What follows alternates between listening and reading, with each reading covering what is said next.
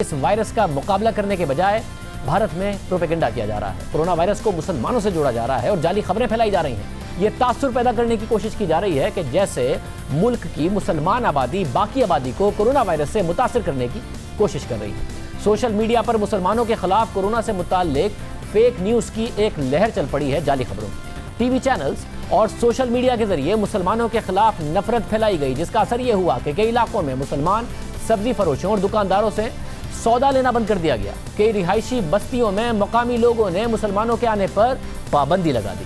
احمد آباد کے ایک اسپتال میں مسلمان مریضوں کے لیے الگ وارڈ بنا دیا گیا اور ایک کینسر اسپتال نے مسلمان مریضوں کا کورونا کے ٹیسٹ کے بغیر علاج کرنے سے انکار کر دیا.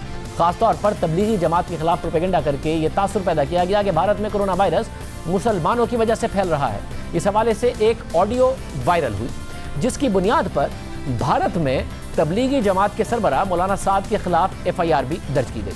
بھارتی اخبار انڈین ایکسپریس کے مطابق دہلی پولیس نے مولانا سعد سمیت تبلیغی جماعت کے دیگر 6 رہنماؤں کے خلاف ایف آئی آر درج کی اور الزام یہ لگایا گیا کہ انہوں نے حکام کی طرف سے منع کرنے کے باوجود بھی 2000 افراد کا اجتماع کیا.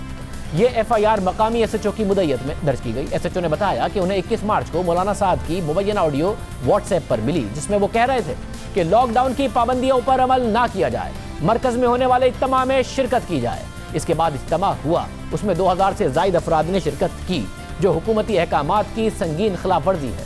اس آڈیو کی بنیاد پر ایف آئی آر درج کی گئی، مگر اب یہ پتہ چل رہا ہے کہ یہ آڈیو جعلی ہے اور مختلف مواقع پر کی گئی باتوں کو جوڑ کر بنائی گئی ہے اور اتنا سارا پروپیگنڈا ہو گیا. اب یہ پتہ چل رہا ہے.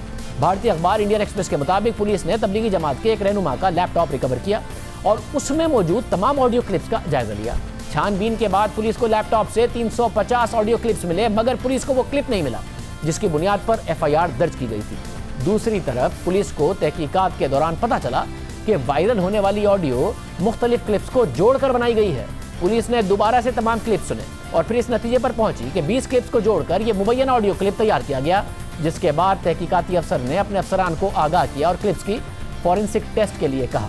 اب یہ سوال اہم ہے کہ کس نے ایک جعلی آڈیو کلپ بنایا، پھر اسے سوشل میڈیا پر وائرل کیا، پھر جو نیشنل میڈیا ہے اس نے بھی اسے اٹھا لیا، پھر اس پر تبصرے ہوئے، مسلمانوں کے خلاف پروپیگنڈا ہوا. وائرل ہونے کے بعد اس آڈیو کلپ کی بنیاد پر ایف آئی آر درج ہو گئی، نفرت پھیلائی گئی. نہ صرف نفرت پھیلی بلکہ پرتشدد واقعات بھی ہوئے.